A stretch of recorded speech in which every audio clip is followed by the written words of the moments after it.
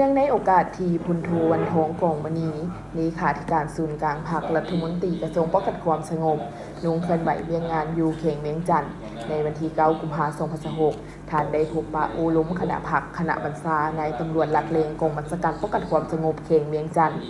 ในโอกาสนี้พลจัตวาสมคิดดวงพระจันทร์หัวหน้าป้องกันความสงบเขงเวียงจันทน์ได้รายงานสภาพการเคลื่อนไหวเวียงงานในระยะผ่านมากองบัญชาการป้องกันความสงบเขงเวียงจันทน์ว่า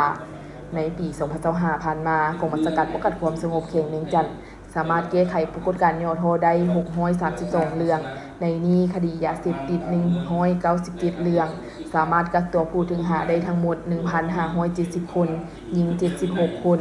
ยึดของกลางประเภทยาเสพติดได้8ล้านกว่าเม็ดและเครื่องของกลางอื่นๆและอีกหลายรายการและอื่นๆโอกาสนี้พลโทวันทองกองมณีได้แสดงความยอสมซื้อต่อผลงานที่บรรดาคณะพรรคคณะบรรษาการป้องกันความสงบเขงเวียงจันทน์ติดได้ในระยะผ่านมาเคียงคู่กับผลสำเร็จที่บรรดาสหายญาติมาได้นั้นถ้าเทียบใส่ความเฮียนห้องต้องการของนาทีการเมืองในระยะใหม่เห็นว่ายังมีหลายด้านที่จะต้องพร้อมกันตัดสินใจสู่ส่วนบุกบืนแก้ไขให้ดีขึ้นกว่าเก่าเพื่อเฮ็ดให้กำลังป้องกันความสงบมีการหันเปลี่ยนด้วยบาดก้าวที่นักเน้นในโตหน้าฉะนั้นคณะพรรคคณะบรรษาป้องกันความสงบเขตต้องได้เอาใจใส่ก้าวหน้าเวียกสำคัญเป็นต้นเมนเสื้อสู้สติระวังตัวสติในการปกปักรักษาแนวทางนโยบายของพรรครัฐปกปักรักษามากผลของการปฏิบัติต้องเป็นพาหนะอันเหลมคุ้มของพรรคในการนำพาทั่วปวงชนเฮ็ดเวียงงานป้องกันความสงบเป็นเวียงงานยุทธศาสตร์ต้นโตของพรรคต้องตั้งหน้าหันหลงก่อสร้างหากฐานเพื่อสืบโตก่อสร้างและปรับปรุงตารางป้องกันความสงบอยู่หากฐานให้ทั่วถึงเพิ่มทวีการเคลื่อนไหวเวียงงานวิสาสะโพอยู่แต่ละคันให้แข็งแรงเอาใจใส่ซี่นำเวียงงานเตรียมพร้อมสู่รบด้วยการสืบโตสร้างปรับปรุงกำลังระบบศูนย์บรรษาพาหนะ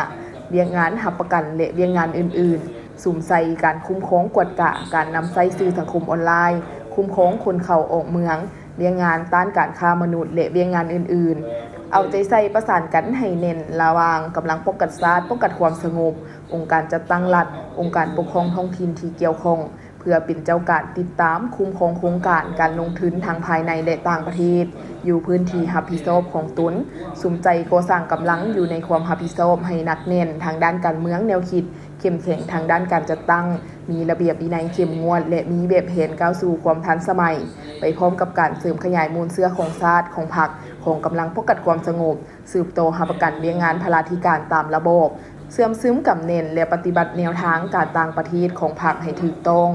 เพิ่มทวีสารพัวพันหอมมือกับกำลังป้องกันความสงบประเทศเพื่อนมิตรยุทธศาสตร์ประเทศใกล้เคียงตามเงื่อนไขพร้อมนี้คณะพรรคคณะบรรษาพนักงานหลักเลงต้องเป็นคันทุงเต้าโหมความสามัคคีภายในให้เป็นปึกเพนเน่นหนาเป็นแบบอย่างน้ำหน้าให้แก่ไอ้น้องและประชาชน